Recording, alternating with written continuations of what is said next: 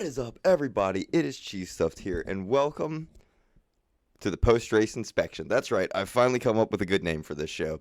And today, it was the United Rentals Work United 500 at Phoenix Raceway.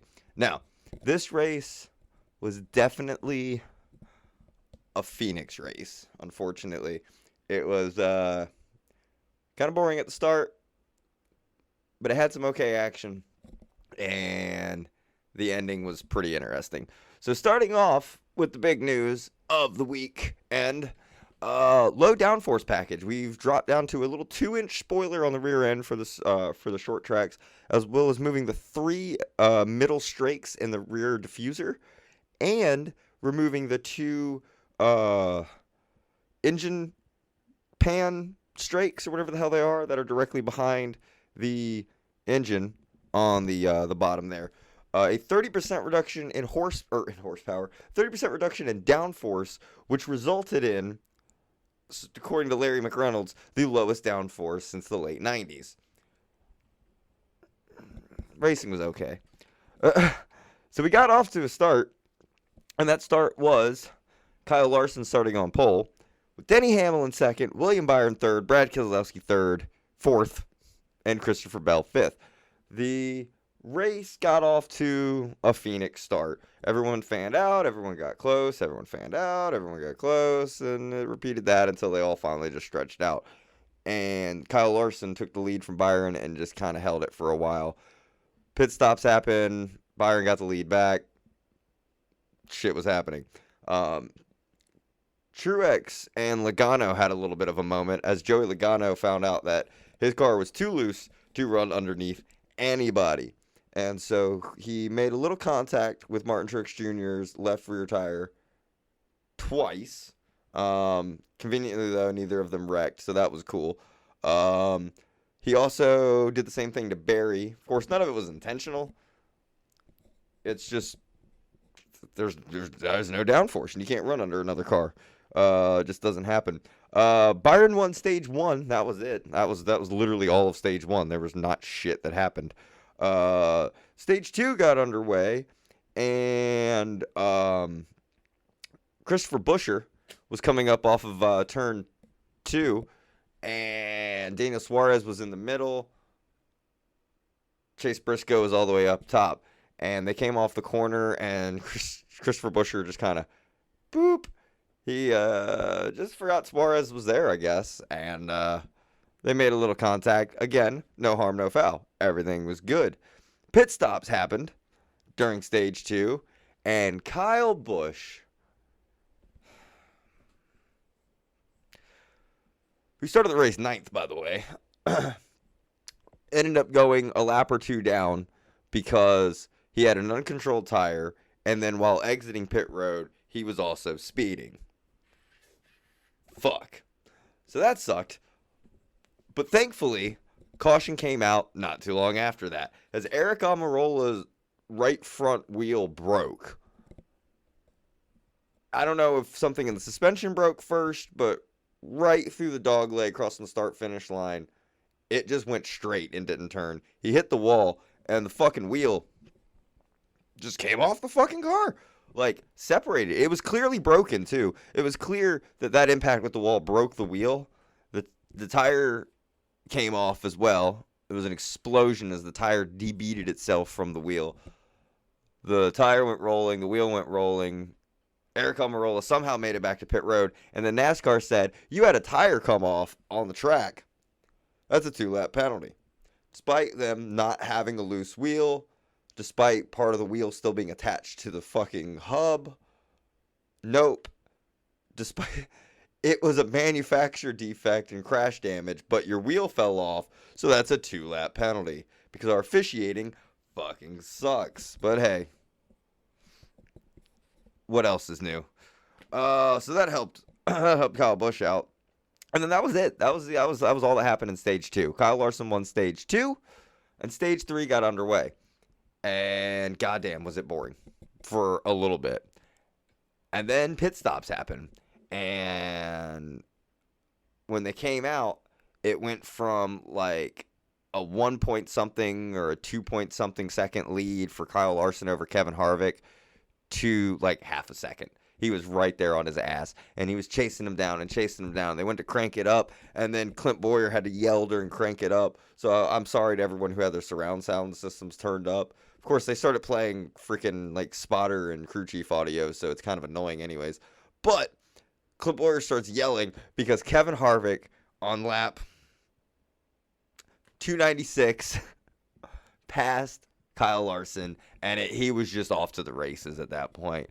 He just was gaining and gaining and gaining, and that gap was getting larger and larger. And then, with 11 laps to go on lap 302, Harrison Burton just, I don't even know what happened. Coming through, I think it was the dog leg, the car just, up against the wall, just turned left hard and spun across the racetrack. Clint Boyer stated that it was a real quick caution, which, yeah, kind of was.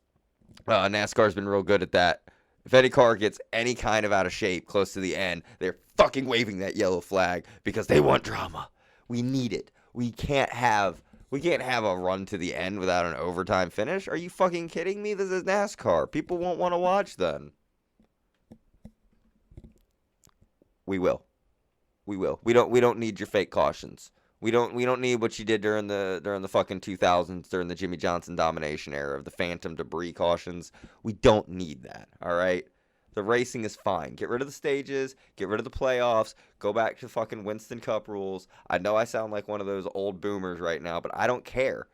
I don't care. I'm all for change. I'm all for this next-gen car. I'm all for things, but the point system is terrible and we need to fix it. Anyways,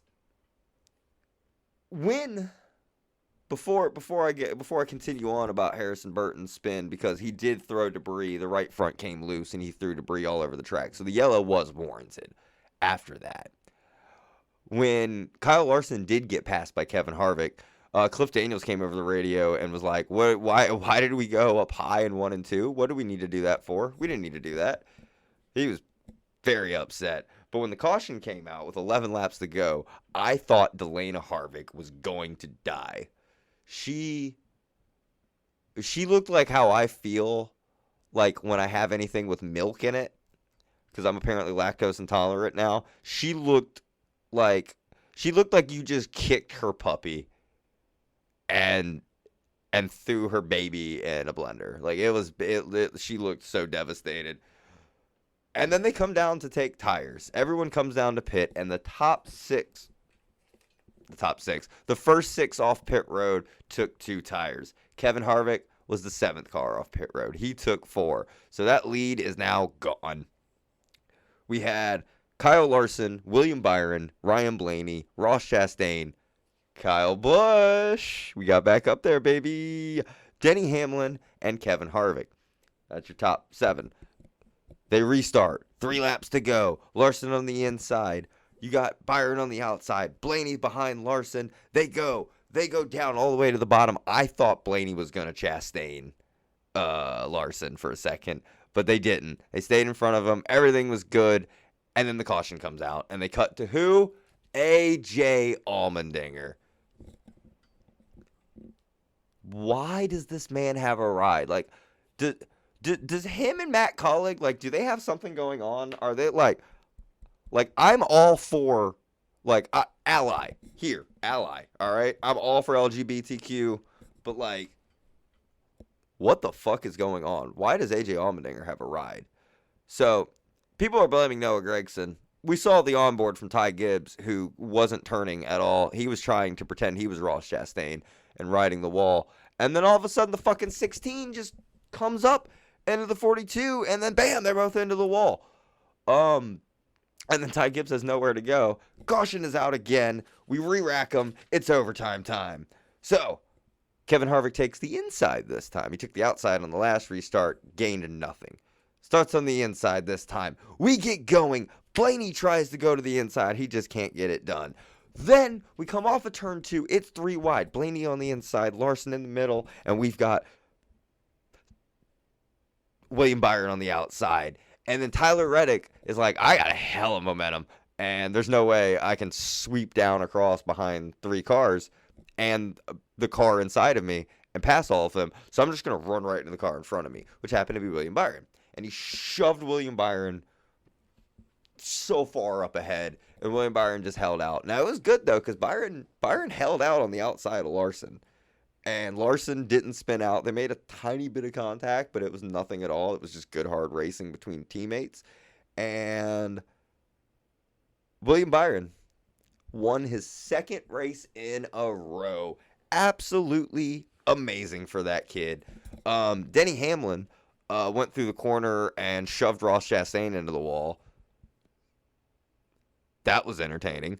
And what else happened? That was pretty much it for the race. But some fun things that happened here with Kevin Harvick's P5 finish.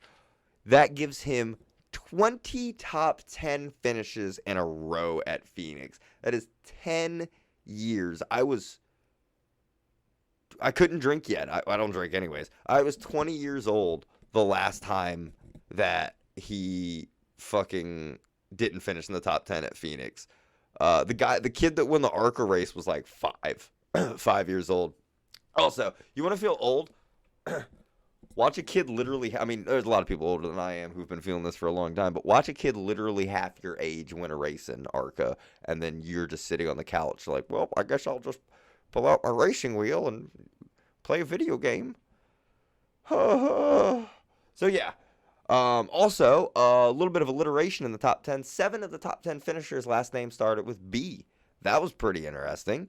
And let's go ahead and give that top 10 right now, which was William Byron, Ryan Blaney, Tyler Reddick, Kyle Larson, Kevin Harvick, and then the rest of them are all B's.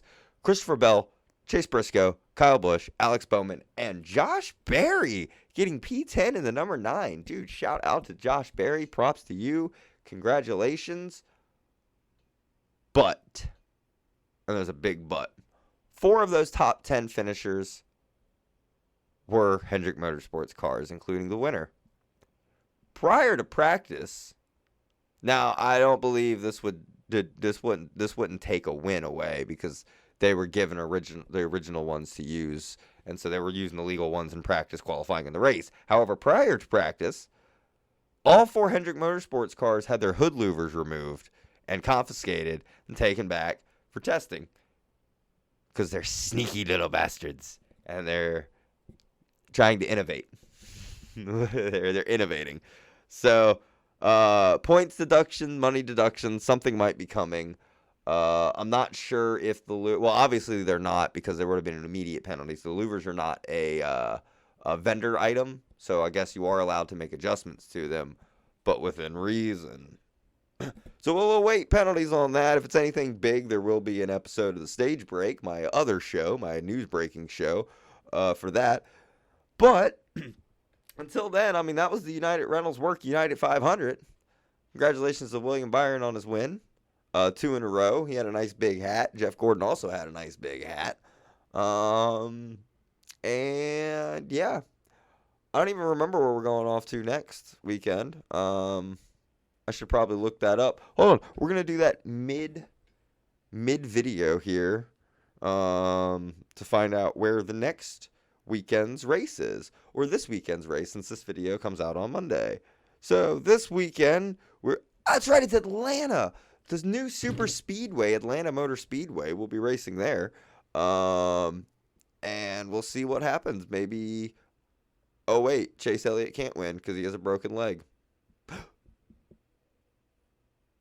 Well, anyways, I hope you enjoyed. If you did, go ahead and drop a like. I'd appreciate it. Also, subscribe. That'd be super cool. I'm at like 162 right now.